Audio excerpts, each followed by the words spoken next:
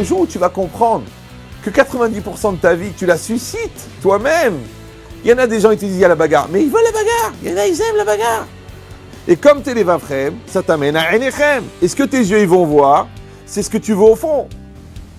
Ça veut dire qu'à chaque fois qu'on refuse, qu'on se plaint, qu'on est dans le déni, qu'on préfère être ailleurs, qu'on est sûr que c'est de la faute de l'autre, à chaque fois, c'est un problème de Emouna. C'est comme ça qu'il faut vivre. Chaque jour, il faut que tu saches pourquoi tu as vécu cette journée-là.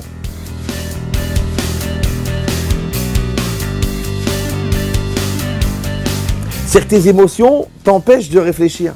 Si tu vois que tu n'arrives pas à réfléchir, si tu n'arrives pas à poser les choses, si tu vois que tout est amalgamé, si tu vois que tes émotions ils se mélangent avec ta haine et ta rancune et ton envie de réussir et ta peur et ton angoisse et ta névrose, ça veut dire que tu sais déjà que tu es dans les mains du Yetzer Hara. Ça veut dire que ton histoire, elle est fabriquée par tes choix. C'est comme le gars, il fait rien, il travaille pas, il lit pas des livres, il fait pas des maths, il fait pas de la Mishnah, il fait pas de la Gemara, il regarde que des émissions débiles, il joue au billes toute la journée et à 19 ans, il se présente au concours de l'ENA.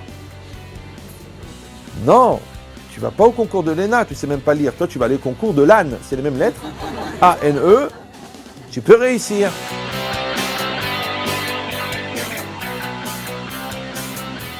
Mais ce que vous mettez dans la marmite, c'est ça que vous trouvez. Non, c'est vrai. C'est rare de faire une dafina, et quand tu l'ouvres Shabbat matin, tu trouves une tourte aux épinards. C'est rare. Ça veut dire que la situation, elle est là pour te faire grandir. Elle est là pour toi, pour que tu grandisses. Mais si toi, ça t'étouffe de préparer Shabbat, ne t'étonne pas qu'il n'y a personne à table. Pas, vous restez pas à table. Alors pourquoi je me suis fatigué? Mais tu l'as fait avec le Amma, le Shabbat. Tu t'es étouffé. Quand tu coupais les carottes, à qui tu pensais?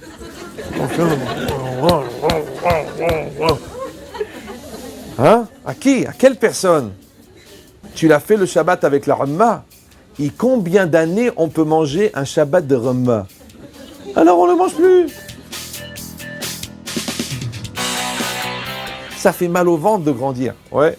Parce que prendre des décisions, ça fait mal au ventre. Assumer ses choix, ça fait mal au ventre. Aller au bout, ça fait mal au ventre. Supporter la différence de l'autre, ça fait mal au ventre. Donner du crédit à un enfant qui te déçoit, ça fait mal au ventre. Eh bien, ce mal au ventre-là, ouais, on appelle ça la maturité.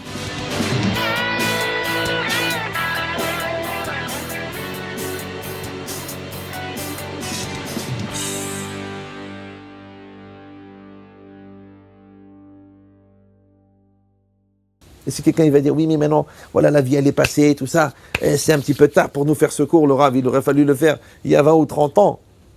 Mais à Odon Kolo, si vous croyez en Dieu, vous savez que c'est pas que dans les 10 ans, c'est pas que dans la semaine d'après, c'est que demain, vous aurez besoin de cet enseignement. Et en tant que grand-père, vous l'aurez besoin. Et en tant que mari de 40 ans de mariage, vous aurez besoin. Et en tant que papa de vos enfants de 40 ans, vous aurez besoin. Et en tant que choix de business, vous aurez besoin. Et en tant que gestion d'une discussion avec un petit-fils qui est en train de péter un câble, vous aurez besoin. Vous comprenez ou non?